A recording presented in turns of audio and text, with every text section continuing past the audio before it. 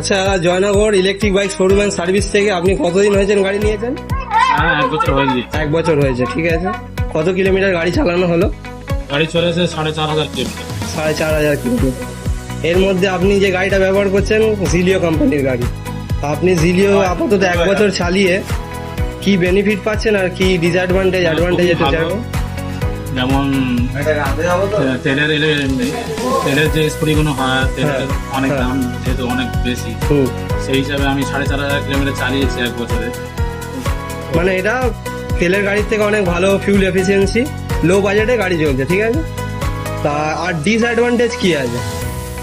মানে আপাতত আমার কোনো খারাপ জিনিস এমন কিছু দেখতে পেয়েছেন যে গাড়ির কোনো খারাপ?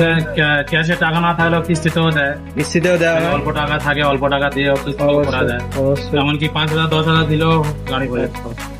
আপনার চার্জিং ঠিকঠাক হচ্ছে গাড়ি? হ্যাঁ, চার্জ হয়ে আচ্ছা। মাইনাসও ঠিক দিচ্ছে এখন 60-70। আপনাকে মাইলেজ কত বলা হয়েছিল?